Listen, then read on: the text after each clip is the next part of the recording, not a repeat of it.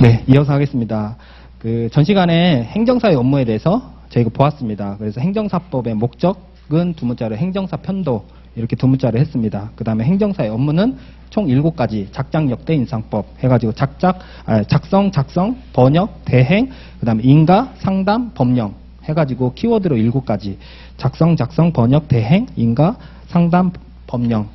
그런데 저희가 법률에 따라 제한되어서 못하고 그리고 법률에 따라 허용이 된다라고 이렇게 기억을 하시면 됩니다. 그렇게 한 다음에 이제 요건을 총 5가지를 볼 겁니다. 그래서 행정사의 자격, 그리고 다음 장 넘겨보시면 행정사의 그 다음에 결격사유, 그리고 다음 장 보시면 실무교육, 그리고 행정사의, 그리고 마지막으로 사무소 해가지고 자결실행사 해가지고 5가지가 이렇게 요건으로 있구나라고 이렇게 보시면 되겠습니다. 그 5가지를 하나씩 보겠습니다. 먼저 다시 5페이지로 오셔서 행정사의 자격을 보시면 행정사의 자격은 실제 빈도 가장 5가지 중에 제일 약합니다. 5가지 중에 제일 가볍게 보시면 되고요. 이제 목차상으로는 5가지가 있구나, 목차만 보셔도 됩니다. 내용을 아예 안 보셔도 돼요. 그래서 목차만 보시면 행정사의 자격, 그리고 두 번째 목차는 행정사 자격심의위원회, 그 다음에 세 번째는 행정사 자격시험, 네 번째는 시험의 일부 면제, 5번째는 부정행위자에 대한 조치, 이렇게 5가지가 되어 있다라는 거죠. 그렇게 했을 때 목차만 보고 그 다음에 그 중에서 첫 번째 행정사의 자격과 마지막에 부정행위자에 대한 조치에서 키워드만 보면 행정사의 자격은 첫 번째 행정사 자격 시험에 합격한 사람은 행정사 자격이 있다. 행정사의 자격 맨 위에 보시면 행정사 자격에 합격한 사람은 행정사 자격이 있다 라고 하셔서 이것만 밑줄 그으시면 됩니다. 그래서 제가 불러주는 것들을 먼저 밑줄을 그을 것들만 불러주겠습니다. 그렇게 한 다음에 설명을 다시 할 겁니다. 그래서 행정사 자격시험에 합격한 사람은 행정사 자격이 있다. 밑줄 하시면 됩니다. 그리고 나서 5번째 쭉 내려오셔서 부정행위자에 대한 조치 쭉 내려오신 다음에 중간에 보시면 부정행위를 한 사람에 대하여는 그 시험을 정지시키거나 무효로 처리한다. 여기 밑줄 하시고요. 부정행위를 한 사람에 대하여는 그 시험을 정지시키거나 무효로 처리한다. 그리고 바로 밑에 보시면 처분이 있은 날부터 5년간. 그래서 제가 불러주는 거에 키워드는 동그라미로 하시면 될 것 같습니다. 그래서 처분이 있은 날부터 5년. 그래서 5는 동그라미 하시면 됩니다. 5년간 행정사 자격시험에 응시하지 못한다. 그래서 지금 파트의 행정사의 자격은 실제 지금 제가 이 양을 한 페이지가 저희가 아까 이 1교시 때 했던 것처럼 20점 기준으로 했잖아요. 그랬을 때 딱 거의 대부분 30줄에 맞춰서 제가 책 양을 다 해놓은 겁니다. 그래서 그럼에도 불구하고 만약에 문제가 나오면 딱 이 한 페이지가 딱 20점에 맞춘다라고 보시면 되고, 그런데 행정사의 자격은 또 중요도가 많이 떨어진다고 보시면 됩니다. 그랬을 때 행정사의 자격은 위에 보시면 시험에 합격한 사람은 행정사 자격이 있다라고 해놓은 거죠. 그래서 시험 여러분이 이제 그 합격을 한 사람과 그 다음에 합격은 했지만 자격증이 나오는 건 약간 다르다라고 보시면 되세요. 무슨 말이냐면, 그러니까 실제 이제 여러분이 이제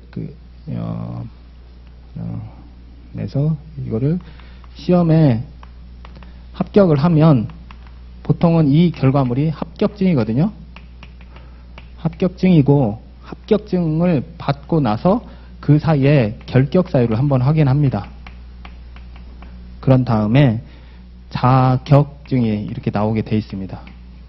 그래서 아까 결격사유가 업무 신고할 때도 한 번 더 확인한다고 했잖아요. 그런데 여러분이 시험을 이제 앞에 또 있죠. 여러분이 시험을 이제 내년 1월 달에 그 다음에 2차는 또 7월에 아마 접수를 할 겁니다. 그럼 접수를 하게 되면 그러면 그 결과가 이제 시험 합격, 정확하게 2차 시험 합격이죠. 그러면 2차 시험 합격할 때 발표가 올해처럼 이제 12월 6일 날 합격증이 인터넷으로 딱 이렇게 나오게 돼 있습니다.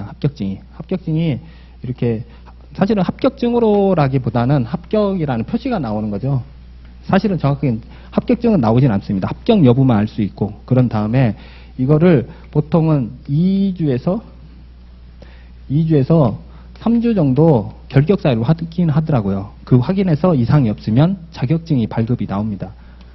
그래서 결격 사유는 지금처럼 한 번, 그다음 두 번은 아까 업무 신고할 때 이때 두 번 결격 사유를 확인합니다. 그래서 말 그대로 자격증을 받을 자격이 있다라는 그 뜻이긴 하거든요. 그래서 첫 번째 위에 있는 표시가 자격 시험에 합격을 하면 자격증이 나올 수 있는 자격에 있는 그런 상태라고 봅니다. 그렇게만 이해하시면 되고, 그렇게 하고 나머지는 이제 목차를 가볍게만 보시면, 두 번째 행정사 자격심의위원회라는 거는 매년 자격 취득과 관련된 다양한 걸 이렇게 안건을 이렇게 검토하는구나. 그래서 여러분이 그냥 읽어만 보시면 됩니다. 그래서 시험 합격 등 시험에 관한 사항, 선발 인원이 결정에 관한 사항, 이런 것들, 그 다음에 면제, 일부 면제에 관한 사항을, 그리고 그 밖에 중요한 사항을 심의하기 위하여 행정사 자격심의위원회를 둘 수 있다.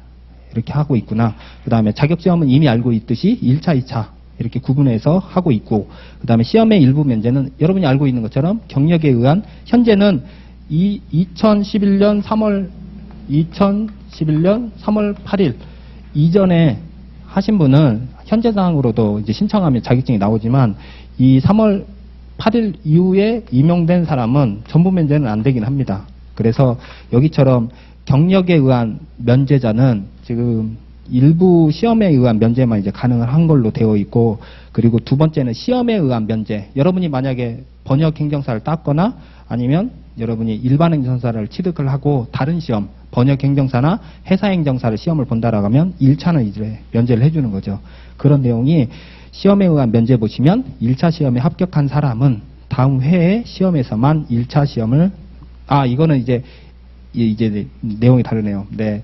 이거는 여러분이 이제 올해 이제 만약에 내년에 1차를 합격을 하시면 2차를 시험 2번 볼 수 있다라는 그런 내용입니다. 그렇게 해서 시험에 일부 면제가 있구나라고 하시면 되고, 부정행위자에 대한 조치 해가지고 이제 결론은 5년간 시험에 응시하지 못한다라고 하시면 됩니다.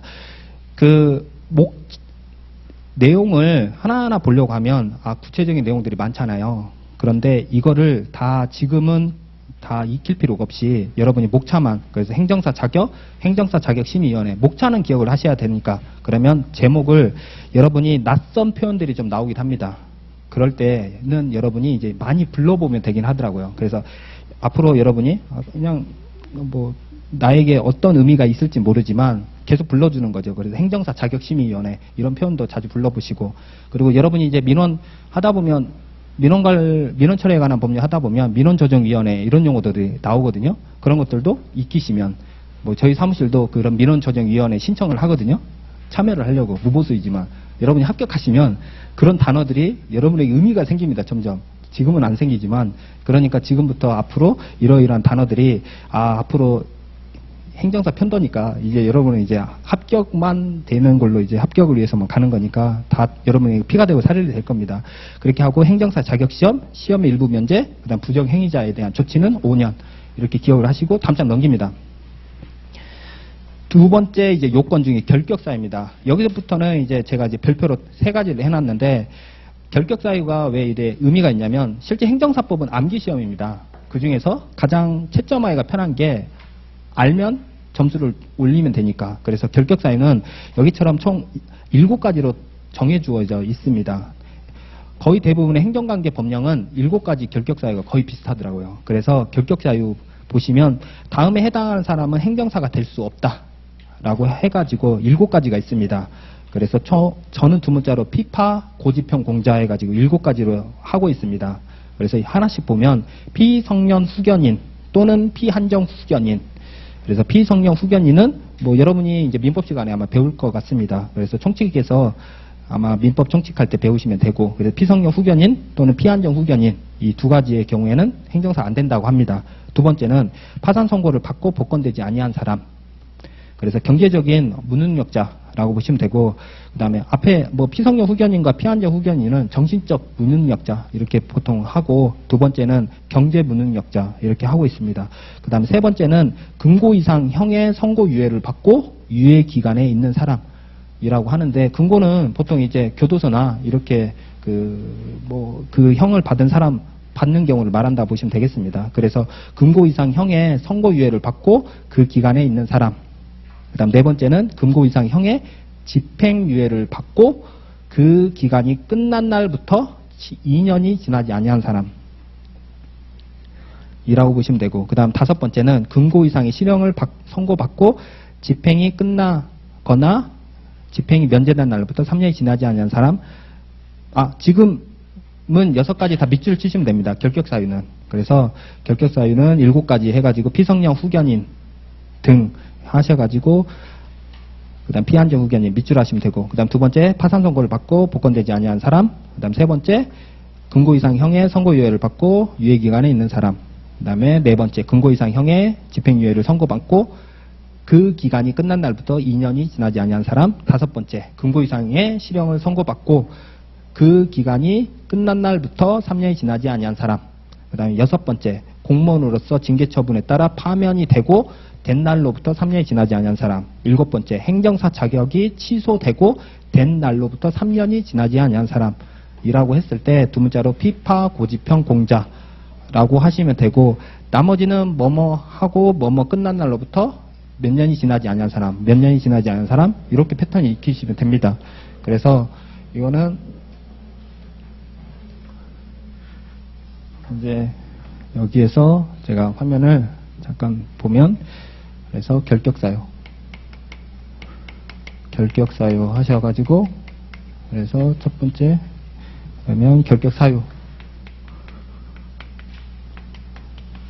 다른 것보다 피파 고지평 공자 이렇게 하고 있습니다. 그래서 여기는 지금 현재 계속 ing 계속 하고 있는 겁니다. 그래서 피성령 후견인 등에 계속 있는, 정신적으로 뭔가 이제 결핍이 있는 사람, 제한되어 있는 사람이라고 보시면 되고, 파산 선고를 받고 아직 복권이 아직 경제적으로 무능력자인 사람, 그 다음에 선고유예를 아직 계속 받은 사람, 그래서 받고 있고 그 유예 기간에 있는 사람, 계속 이 기간에 있는 사람이라고 보시면 되고, 나머지는 일정한 기간이 있다는 거죠. 언제까지. 그러니까 정확하게는 이렇게, 대신 이거를 표현을 이렇게 안 하고 지나지 아니한 사람 이렇게 하고 있는 거죠. 그래서 숫자가 여기만 2년, 여기는 3년 이렇게 하고 있습니다.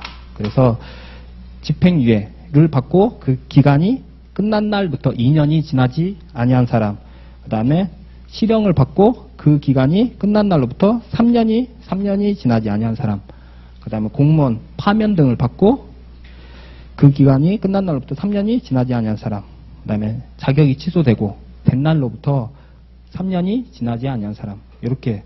그래서 문구를 똑같이 안 쓰셔도 됩니다. 여러분이 틀만 이해하시고 의미만 이해하시면. 왜냐하면 법령에 따라 다른 행정관계 내용은 똑같습니다. 거의 대부분 이 결격사유가 행정관계 법령이 총 대한민국에 한 4,800개 정도 되거든요.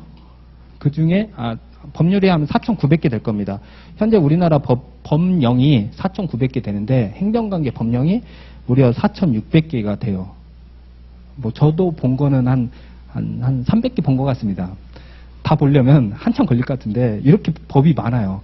그런 법을 여러분이 결격사유를 그러니까 행정사법은 행정관계 법령에 대한 이해를 위한 아마 이제 시작이라 보시면 되세요. 그렇게 해서 결격사유에 이런 7가지가 있구나라고 했을 때 이 결격사유가 거의 다 비슷하더라고요.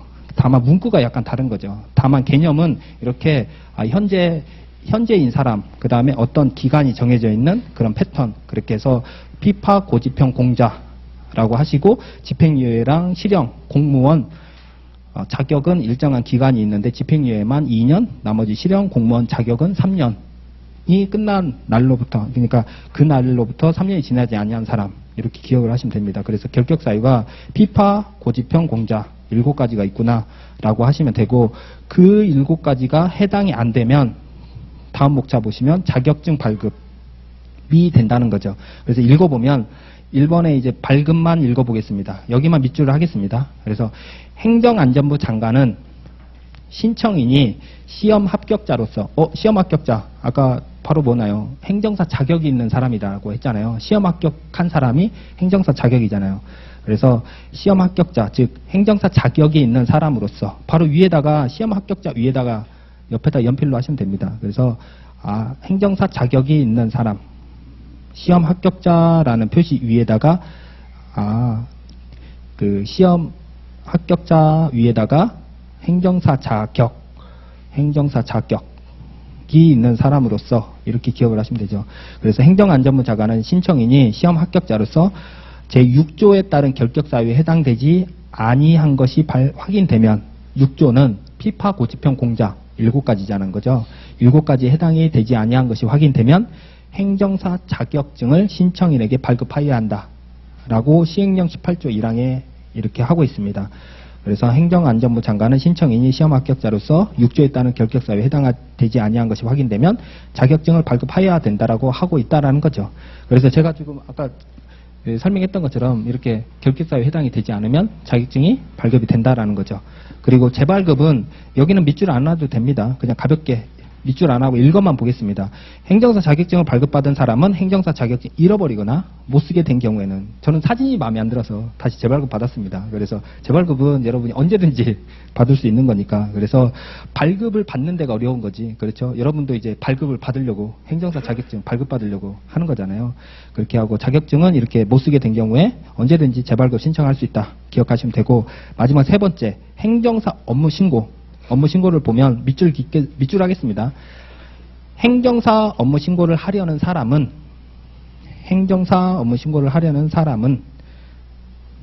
중간에 약간 건너뛰어서 신고서에 행정사 자격증을 첨부하여 주된 사무소의 소재지를 관할하는 시장 등에게 제출해야 한다. 1교시 때 봤었던 것처럼 업무신고서에 첨부 서류 아까 하게 돼 있었잖아요. 그런 것처럼 업무신고서가 있고 이제 해당하는 첨부 서류에 대한 요건들을 다 첨부를 해야 된다는 거죠. 그때 첫 번째가 자격증을 첨부를 해야 된다는 거죠. 그래서 자격증을 위해서는 먼저 행정사 자격이라는 파트와 결격 사유까지. 그래서 사실은 행정사의 자격과 결격 사유는 한 몸이죠. 사실은 한 몸이죠. 다만 이제 제가 20점에 여러분이 답안 쓰기를 위해서 이렇게 두 페이지로 나눴을 뿐, 같은 거구나 이해만 하시면 되겠습니다. 그렇게 하신 다음에 다음 장 넘어가면 실무교육. 이제 세 번째 요건입니다.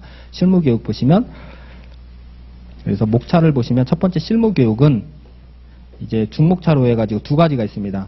기본소양 및 실무수습, 그 다음에 공고 및 교육신청 해가지고 밑줄을 먼저 긋겠습니다. 먼저 첫 번째 행정사 자격이 있는 사람이 행정사 업무를 신청하려면 업무 신고를 하기 전에 실무 교육을 받아야 한다. 다시 첫 번째로 행정사 자격이 있는 사람이 행정사 업무를 하려면 업무 신고를 하기 전에 실무 교육을 받아야 한다. 바로 밑에 실무 교육은 기본 소양과 실무 수습 교육으로 구분한다. 실무 교육은 기본 소양 교육과 실무 수습 교육으로 구분한다. 그래서 실무 교육이 두 가지로 있다고 합니다. 기본 서양, 그다음에 실무 수습. 기본 서양, 실무 수습. 그래서 대한민국의 교육은 두 가지밖에 없구나. 여러분 앞으로 그냥 그렇게 이제 머릿속에 인지를 하셔야 됩니다. 용어도 헷갈립니다. 잘 안 외워지긴 하는데 기본 소양.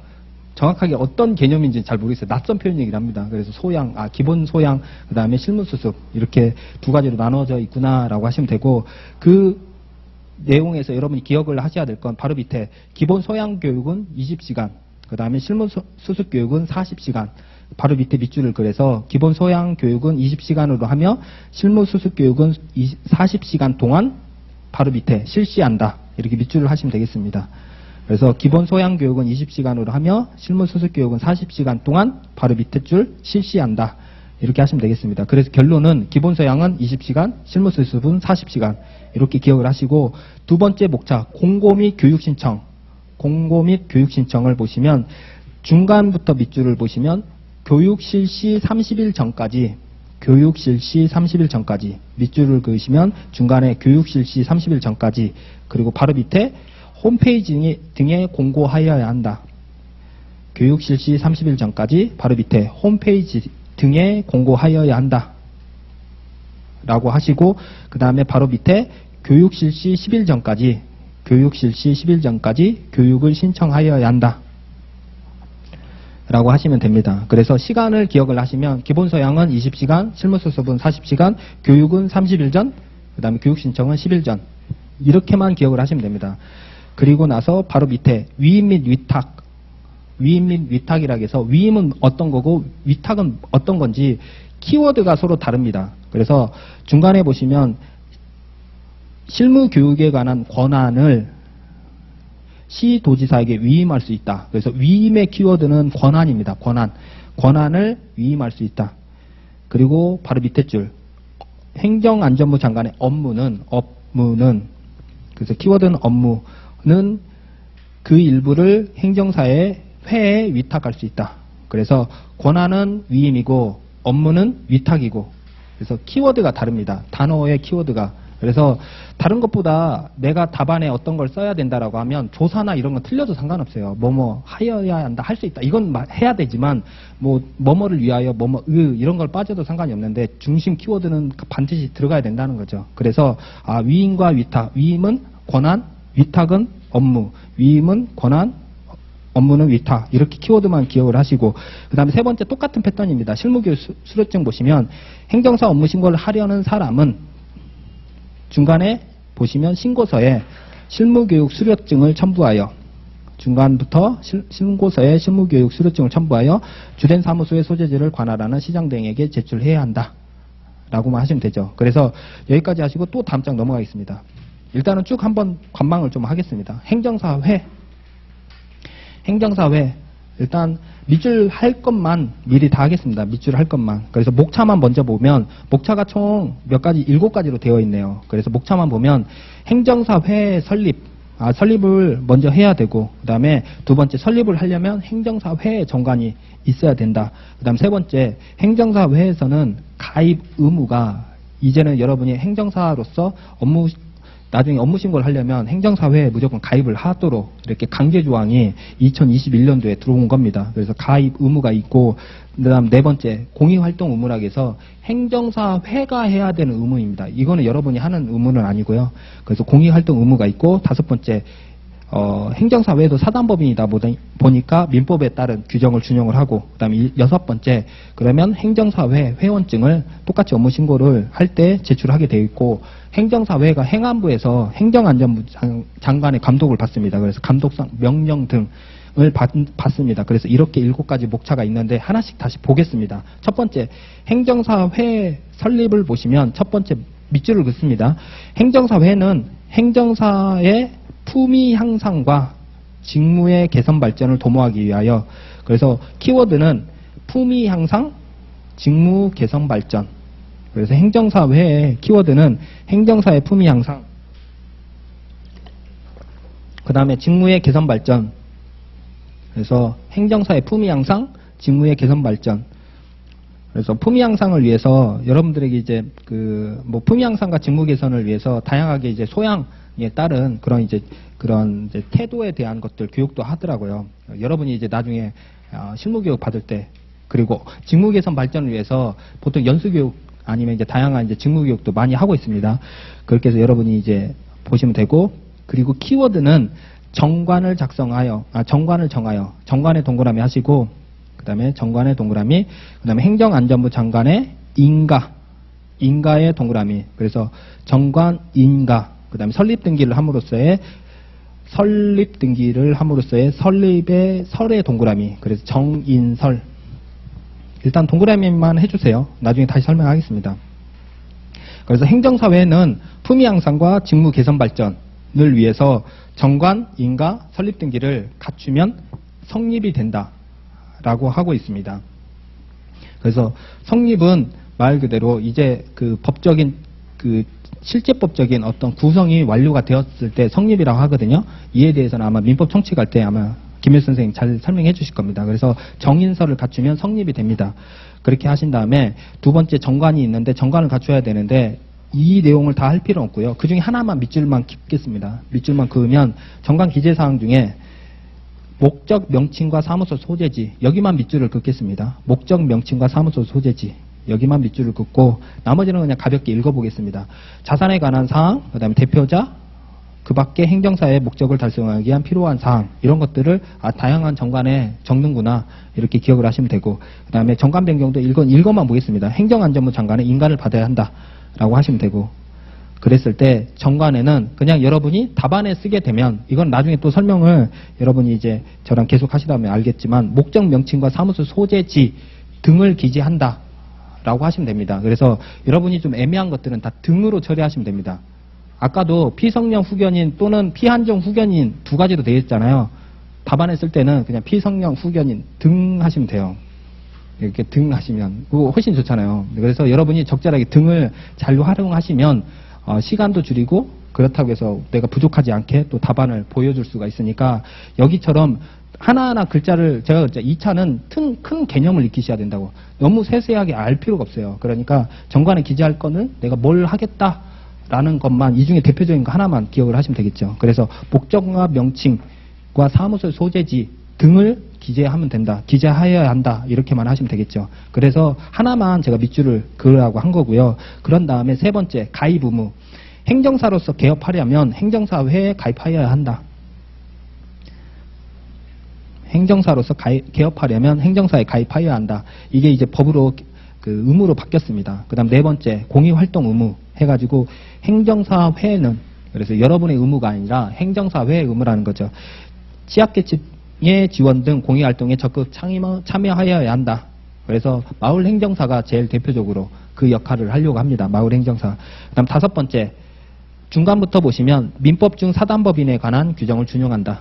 민법 중 사단법인에 관한 규정을 준용한다. 그래서 여러분이 민법 총칙을 할 때 여러분이 합격하신 다음에도 민법 총칙이 많이 도움이 됩니다.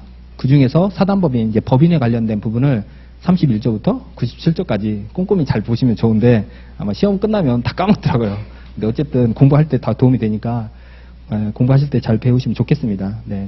그 다음 여섯 번째, 행정사회 회원증. 패턴이 똑같습니다. 그래서 행정사 업무 신고를 하려는 사람은 중간부터 신고서에 행정사 회원증을 첨부하여 주된 사무소의 소재지를 관할하는 시장 등에게 제출해야 한다. 여기 밑줄을 하시면 되겠습니다. 그래서 행정사 업무 신고를 하려는 사람은 신고서에 행정사 회원증을 첨부하여 주된 사무소의 소재지를 관할하는 시장 등에게 제출해야 한다. 라고 하시고, 다음 장 넘어가겠습니다. 이제 감독상 명령 등. 그래서 행정사회는 아까 정인설, 정관, 인가, 설립 등기라고 했잖아요. 그래서 인가를 받게 되니까 이때부터 행정사회에 감독을 받습니다. 그래서 감독기관 보시면 행정사회는 행정안전부 장관의 감독을 받습니다. 행정사회는 행정안전부 장관의 감독을 받습니다. 그리고 이제 두 번째, 보고명령 보시면 행정안전부 장관은 건너뛰어서 중간부터 업무에 관한 사항을 보고하게 하거나 자료 제출, 그 다음에 또는 그 밖에 필요한 명령을 할 수 있다. 세 가지로 형태로 하고 있네요. 그래서 보고하게 하거나, 그 다음에 자료 제출을 하게 하거나, 아니면 그 밖에 명령을 할 수 있다라는 거죠. 그 다음 세 번째, 출입검사 등. 그리고 출입을 하게 됐을 때 소속 공무원으로 하여금, 그 다음에 행정사회 사무소에 출입하여 계속 밑줄 긋고 있습니다. 그리고 업무 상황과 그 밖의 서류 등을 검사하게 할 수 있다. 소속 공무원으로 하여금 행정사회 사무소에 출입하여 업무 상황과 그 밖의 서류 등을 검사하게 할 수 있다. 그리고 중간부터, 바로 밑에 중간부터 보시면 공무원은 행정안전부 령으로 정하는 증표를 지니고, 공무원 신분증이겠죠. 공무원은 행정안전부 령으로 정하는 신분증을 지니고 상대방에게 이를 보여주어야 한다. 그 다음 네 번째, 500만 원의 과태료, 500만 원 이하의 과태료. 여기는 이제 밑줄을 다 그어야 될 것 같습니다. 그래서 정당한 사유 없이 보고 또는 자료 제출을 하지 아니하거나 거짓으로 보고 자료 제출을 하거나 출입 검사를 방해 거부 또는 기피한 자에게는 500만 원 이하의 과태료를 부과한다. 라고 해가지고 총 목차가 네 가지가 있습니다. 여러분이 이제부터 공부하는 방식은, 여러분이 제가 아까 구체적인 걸 할 필요 없잖아요. 여러분이 공부할 건 목차를 기억하시면 됩니다. 뭐냐면, 자, 감독기관의 감에 동그라미 하시고요. 그 다음에 두 번째, 보고명령의 명에 동그라미 하시고, 세 번째, 출입검사의 출에 동그라미 하시고, 네 번째, 500만 원 이하의 과태료의 태에 동그라미 하시면 됩니다.